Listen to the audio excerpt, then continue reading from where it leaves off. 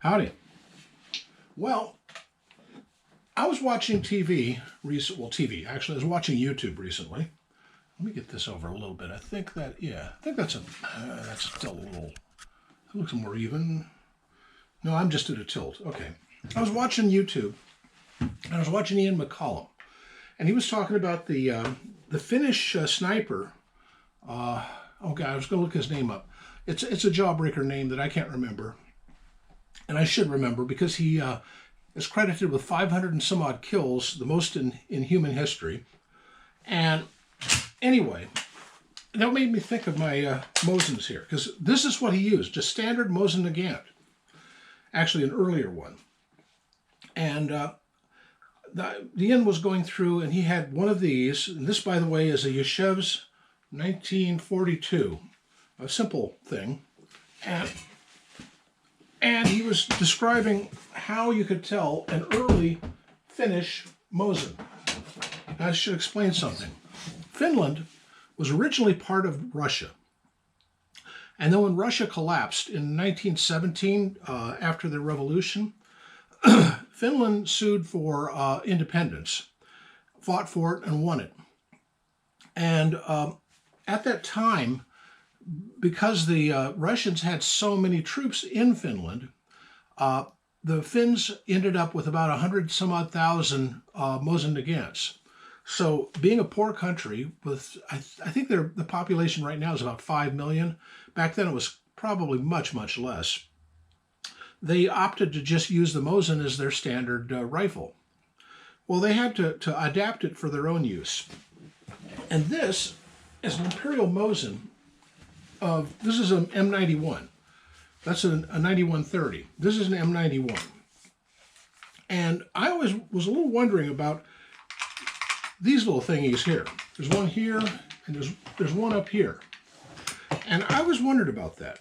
Well, Ian brought on one of these and said, well, if you see one with these things on it, and one other interesting mark, these are original Mosin Nagants from Imperial Russia that were adapted and modified and are actually Finnish.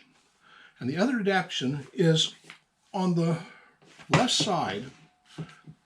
The sights here are marked in arshins. And the arshin is a Russian measurement, sort of like our yard, only it's about 3/4, a little over 3/4 of a yard. And it really represents the one stride of a Russian. Remember, Russians were a little bit shorter back then. So this is marked in arshins. Well, the Finns decided that they wanted to go with the regular old metric system, and they remarked it on this side in meters, and then struck out all of the numbers on the other side. Well, I always wondered, because there's lines through all the numbers on this side, and this one has these half marks, and that's because it's marked, let me see if I can remember, because Ian described it as,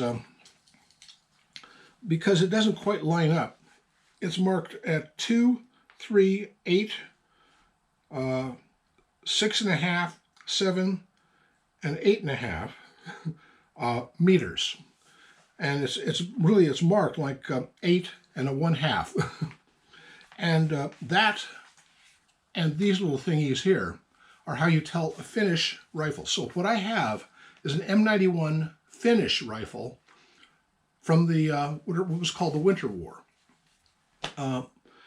This got me interested because Ian was also talking in another video about the similarity between the Winter War and the current conflict in Ukraine. In terms of, he had been in Finland recently, and he was looking through their old archives and pictures, photographs from the Winter War, and seeing all of the the Finns crawling all over all this Russian equipment that they liberated and won in battles. And then seeing the Ukrainians doing the same thing today, that says something about Russia. The problem is that Russia can make so much more. From what I've heard, the Ukrainians have actually captured more tanks than they started this war with. That's insane. And on top of that, America and UK and Europe are all shipping tanks to them. And but you know, I think Zelensky said something like, yeah, what you sent us 20 tanks. Well, Russia's got 20,000. And it's about that ratio. They could bury the Ukrainians, and that would start World War III. But what's going on right now might start World War III. Oh well. You know, right now I'm looking up at a balloon. Not over here, thank goodness. You know, one thing I love about where I live, in the event the world goes to hell in a handbasket, I'm behind a mountain range on this side and a mountain range on this side, and a big old mountain over here. And it's open on this side, but it goes up towards Mount Jefferson. So you know, I'm a little bit surrounded.